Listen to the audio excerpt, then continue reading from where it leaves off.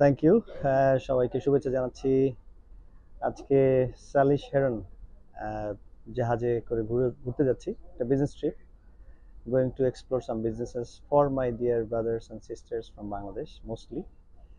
তো এর মধ্যেই আজকে সকালে বেশ কিছু ইন্টারেস্টিং নিউজ এসছে। তার মধ্যে আমার এক শ্রদ্ধেয় বড় ভাই, আমরা একসময় একটা বাংলাদেশের like one of the most prominent টেলিকমে কাজ করতাম। Then he became CEO of another big company as well.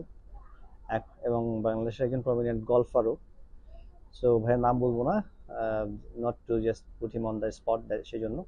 উনি সকালবেলা একটা পোস্ট শেয়ার করলেন আমাকে যে কানাডায় লটারির মাধ্যমে সরকারিভাবে লোক নিচ্ছে 4 লাখের মতো। সো এই যে 4 লাখের মতো লোক নিচ্ছে, এখন এটা 4 লাখ লোক কানাডায় নিয়ে আসবে গভর্নমেন্ট, এবং এটার যে পোস্টটা এসছে ফেসবুকে, সেটা আবার বাংলাদেশ মানে বাংলাদেশি সরকারের একটা সুন্দর লোগো যে কেউ বানাতে পারে। ইট লুকস লাইক এটা একটা মানে জেনুইন একটা নিউজ আর কি, সরকারি সোর্স থেকে আসছে এরকম একটা। তো আমি আসলে যেহেতু কানাডিয়ান ইমিগ্রেশন নিয়ে কাজ করি, আমি regulated immigration consultant, you guys know, যারা আমাকে ফলো করেন। আমাদেরকে বলছি জাহাজে করে ঘুরছে এখানে। এর মধ্যে মনে হলো যে এই বিষয়টা শেয়ার করা দরকার। কানাডা লোক আসছে। কানাডা বরাবরই সারা পৃথিবীর থেকে ম্যান পাওয়ার নিয়ে এসেই দেশটা চলে। প্রতিনিয়ত আপনারা দেখতে পাচ্ছেন প্রচুর রেস্ট্রিকশনও আসছে, কিন্তু এর মধ্যে আবার প্রচুর লোকও আসছে।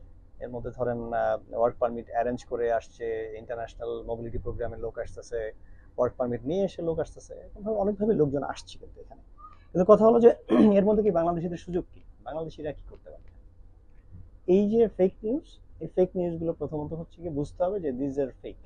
কারণ কি, মোস্টলি ইম্পর্টেন্ট যে বিষয়টা হচ্ছে যে আপনি আমরা যারা কানাডাতে আসতে চাই, তাদের জন্য মোস্ট ইম্পর্টেন্ট বিষয় হচ্ছে যে আমরা যেন সঠিকভাবে আসি।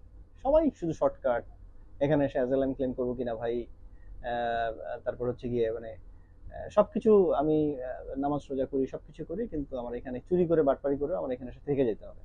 এই চেষ্টাটা, চিন্তা ভাবনাটা প্রথমে বন্ধ করা উচিত। দ্বিতীয়ত, সরকারিভাবে কানাডায় যত লোক আসছে সরকারিভাবেই আসে, সরকারি এটাকে অ্যাপ্রুভাল দেয়, কিন্তু 4 লাখ লোক লটারির মাধ্যমে বাংলাদেশ থেকে আনবে এরকম কোনো ঘটনা নাই।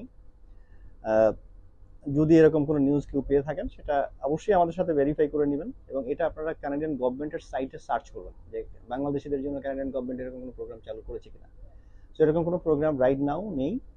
যদি আসে আমি অবশ্যই জানাবো, চেষ্টা করবো জানাতে। তবে বিভিন্ন প্রোগ্রামে কানাডায় আসার সুযোগ আছে, বিভিন্নভাবে আসতে পারেন আপনারা। মানে ওয়ার্ক পারমিট নিয়ে আসতে পারেন। আমাদের এ মাসে বেশ কিছু মানে এই উইকে বেশ কিছু মানুষের ভিসা হয়েছে, আলহামদুলিল্লাহ।